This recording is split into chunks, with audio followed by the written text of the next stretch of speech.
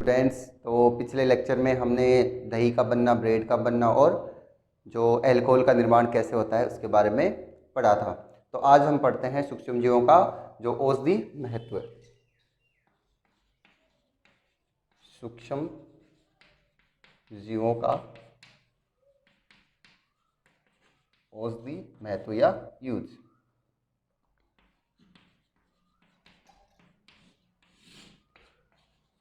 देखो, अनेक प्रकार के जो सूक्ष्म जीव होते हैं उनके द्वारा औषधि का निर्माण किया जाता है। कई प्रकार की क्या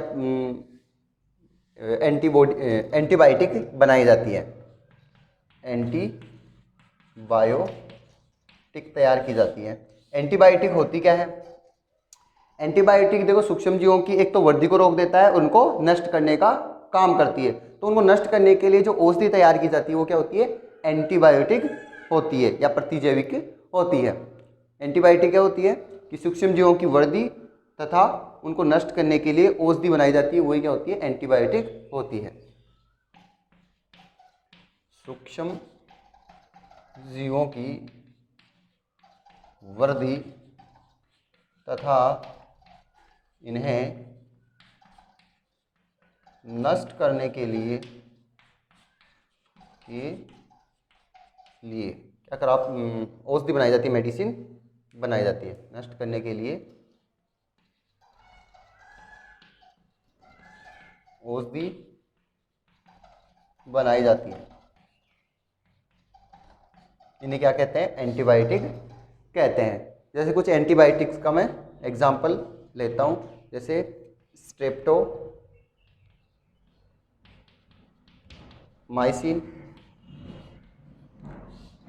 टेट्रासाइक्लिन,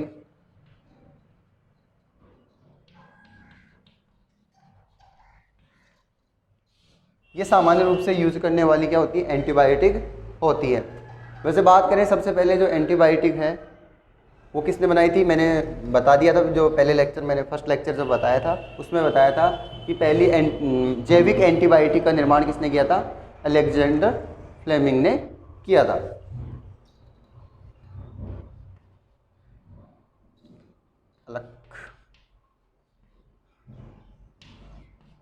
अलेक्जेंडर फ्लेमिंग ने पहली जैविक एंटीबायोटिक सबसे पहले एंटीबायोटिक का निर्माण करने वाले थे अलेक्जेंडर फ्लेमिंग। ये क्या कर रहे थे? एंटीबायोटिक का निर्माण करने के लिए अपना एक्सपेरिमेंट कर रहे थे। तो उन्होंने गलती से देखा कि बैक्टीरिया की वृद्धि फफूंद के कारण क्या हो रही है? रुक रही है। तो इस प्रकार एक फफूंद था, फफूंद का मतलब कवक, तो कवक द्वारा क्या बनाई थी? कवक क्या बोलते हैं अपन? फफूंद ही बोलते हैं। कौन सा कवक था? मैंने बताया था पेनिसिलियम नोटेटम था। उस पेनिसिलियम नोटेटम के द्वारा पहली जो जैविक एंटीबायोटिक थी वो बनाई थी, पेनिसिलिन बनाई थी। पेनिसिलिन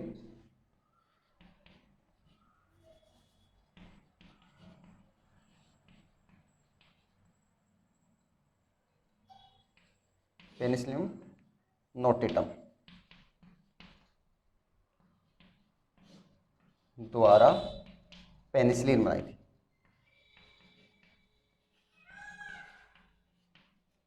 पेनिसिलिन पहली क्या थी? एंटीबायोटिक थी, जैविक एंटीबायोटिक थी।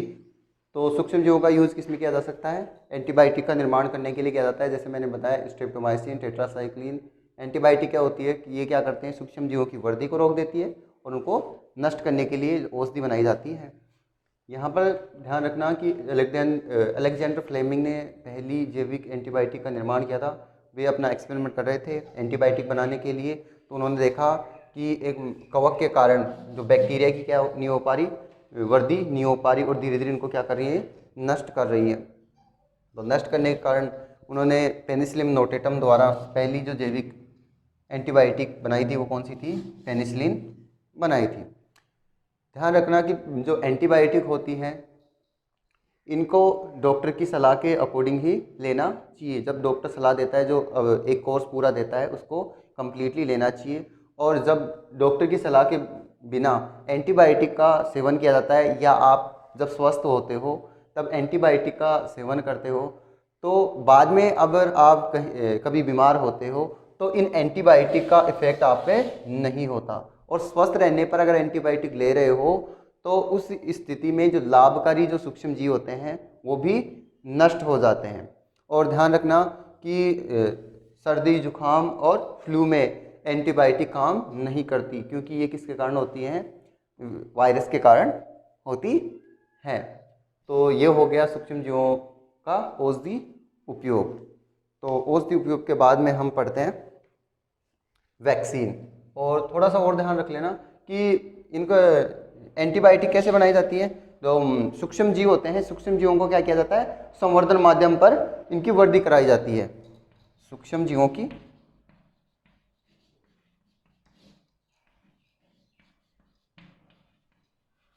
संवर्धन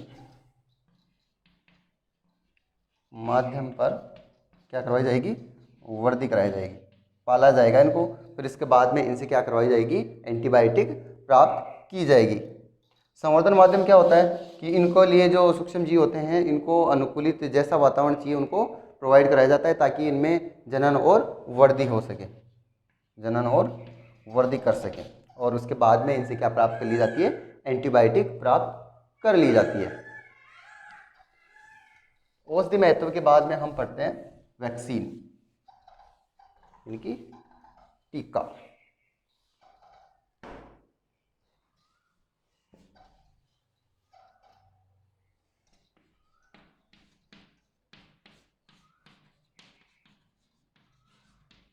वैक्सीन देखो, टीका क्या होता है, वैक्सीन क्या होता है कि जब हमारा शरीर रोगग्रस्त हो जाता है, वैसे सबसे पहले इस टीके की परिभाषा ही बता देता हूँ। टीका क्या होता है कि अपने शरीर के अंदर जो मृत सूक्ष्म जीवों को प्रवेश कराया जाता है, ताकि अपना शरीर जब भी रोगग्रस्त हो तो उन रोगाणुओं को क्या कर सके, नष्ट कर सके। तो टीके में क्या होता है, टीके के दौरान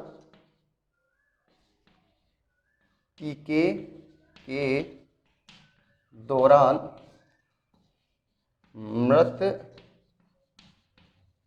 सूक्ष्म जीवों को शरीर में प्रवेश करवाया जाता है तथा जब रोग कारक या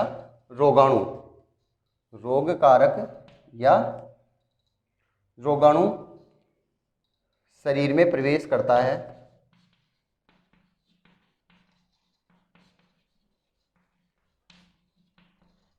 तो ये सक्रिय होकर इन्हें नष्ट कर देते हैं, नष्ट कर देते हैं।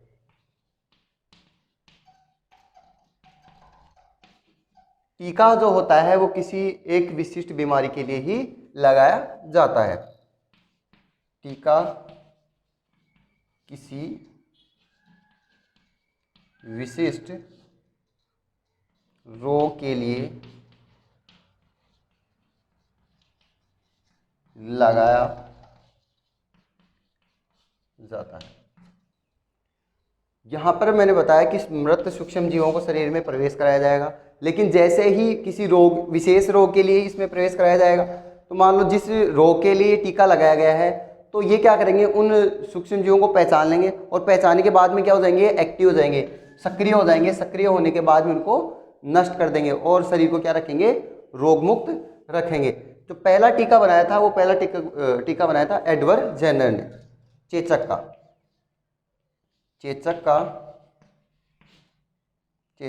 के टीके का निर्माण एडवर्ड जेनर ने किया था। एडवर्ड जेनर ने किया था। इसी के साथ देखो, जैसे पोलियो की दवाई पिलाई जाती है, तो वो भी क्या होती है, एक प्रकार का टीका होता है।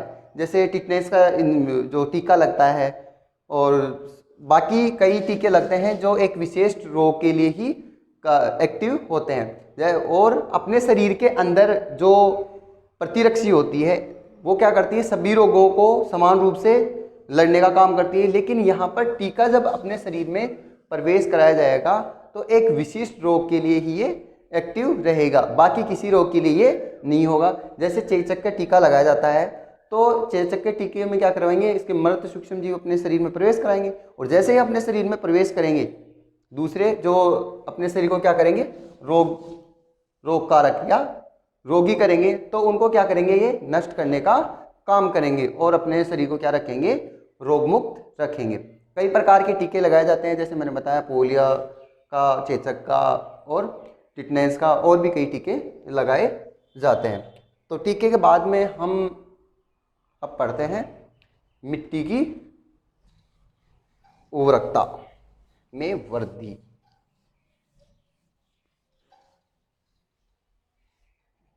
नेक्स्ट है मिट्टी की उर्वरता में वृद्धि। ये भी मेरा बताया हुआ है थोड़ा सा, इसके बारे में जनरल इंट्रोडक्शन जब सूक्ष्म जीवों का मैंने पढ़ाया था फर्स्ट लेक्चर में, तो उसमें बताया था मैंने कि कुछ बैक्टीरिया ऐसे होते हैं जो वायुमंडल में उपस्थित नाइट्रोजन का क्या करते हैं, स्थिरीकरण करते हैं। तो नाइट्रोजन का स्थिरीकरण करने वाले सूक्ष्म जीव कौन कौन से हैं, मैंने बताया था नाइट्रोजन का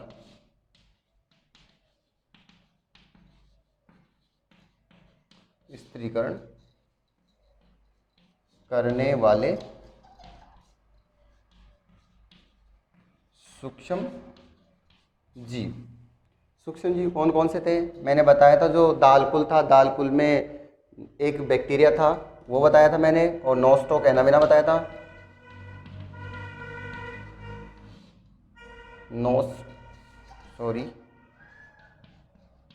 नोस्टॉक एनाविना, राइजोबियम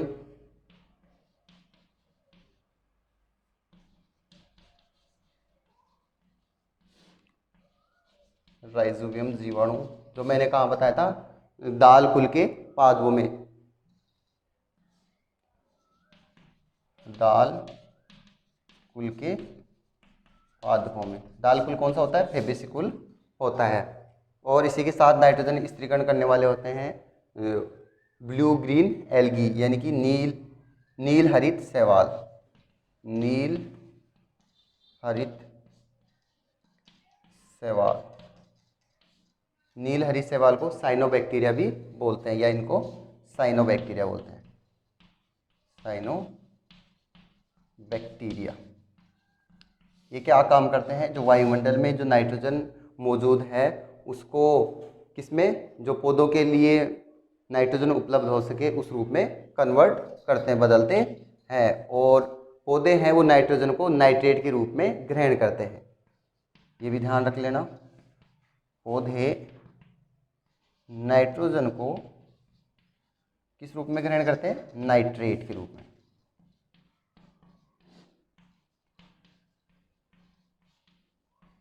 नाइट्रेट के रूप में ग्रहण करते हैं।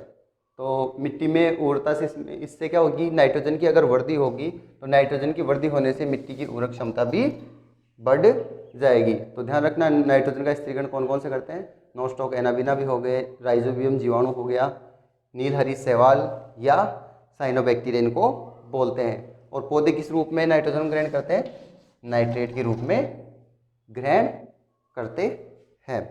तो इसके बाद में हम पढ़ते हैं पर्यावरण का शुद्धिकरण। मिट्टी की उर्वरकता में वृद्धि के बाद पढ़ते हैं पर्यावरण का शुद्धिकरण, यानी हम पर्यावरण को कैसे शुद्ध रख सकते हैं। नेक्स्ट है पर्यावरण का शुद्धिकरण।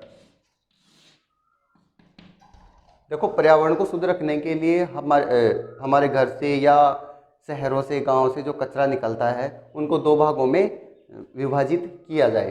कचरे को क्या किया जाए, दो भागों में बांटा जाए। एक तो जो सूक्ष्म जीवों द्वारा अपघटित हो सके वो, और जो सूक्ष्म जीवों द्वारा अपघटित न हो सके। सूक्ष्म जीवों द्वारा एक तो अपघटित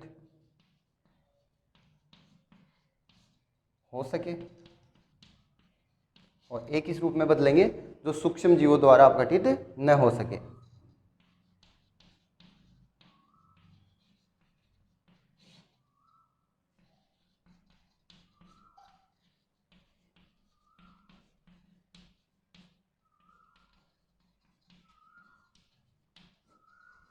जो सूक्ष्म जीवों द्वारा अपघटित हो सकता है उसको कहते हैं अपघटनीय पदार्थ। उसको क्या बोलते हैं, अपघटनीय। और जो सूक्ष्म जीवों द्वारा अपघटित नहीं होता है उसको कहते हैं अनअपघटनीय। उसको क्या बोलते हैं, अनअपघटनीय।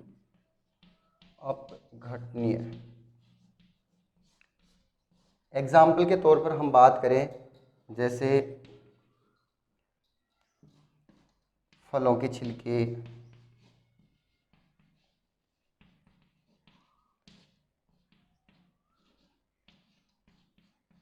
पेड़ों की पत्तियां आदि। और जो अपघटित नहीं हो सकते वो हैं जैसे प्लास्टिक, कांच, धातु के टुकड़े,